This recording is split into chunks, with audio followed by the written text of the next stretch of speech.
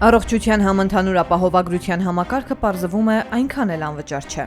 Իշխող քաղաքացիական պայմանագրի Քարոզ Արշավի հիմնական թեզերից մեկը պարզապես փլուզվում է համակարգի ներդրումից կես տարի անց։ Հաշվարկը սխալ է արված, հետևաբար անընդհատ նոր սյուրպրիզներ են լինելու։ Այս տարվա հունվարի 1-ից ուժի մեջ մտած առողջության համընդհանուր ապահովագրության համակարգում սկսել է գործել համավճարի սկզբունքը։ Սա նշանակում է ցանկացած մասնագետի կողմից անվճար բուժօգնություն չեն կարող ստանալ քաղաքացիները։ Այն ինչի մտեղի է ունենում, մեր ժողովրդի ընտրությունն է, մեր ժողովուրդը գնաց է ընտրագործող քաղաքական ուժը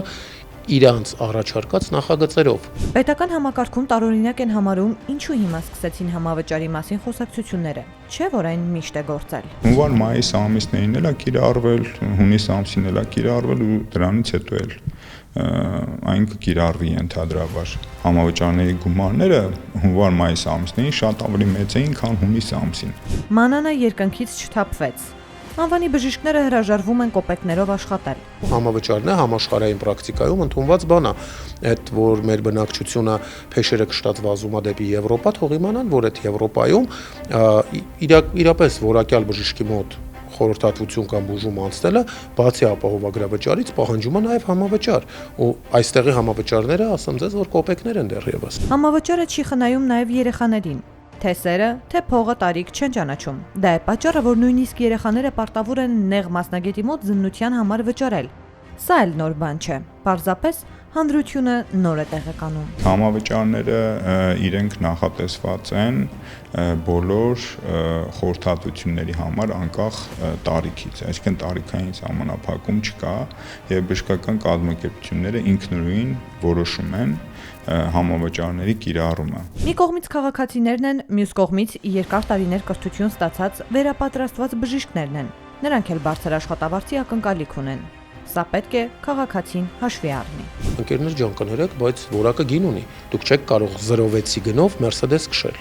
Հասկացեք, այ Mercedes-ի որակի բժիշկների մոտ բուժօգնություն ստանալը չի կարա լինի 0.6-ի որակի բժիշկների մոտ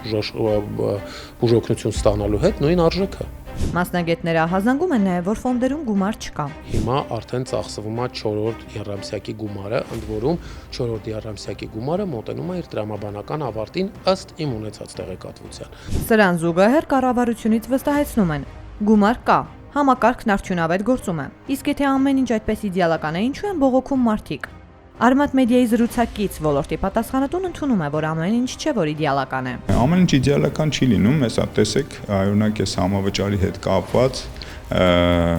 խնդիրները առաջանում են, որովհետև բնական է համակարգը նոր է ներդրվում,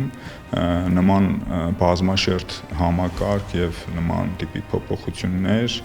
իրականացնել առանց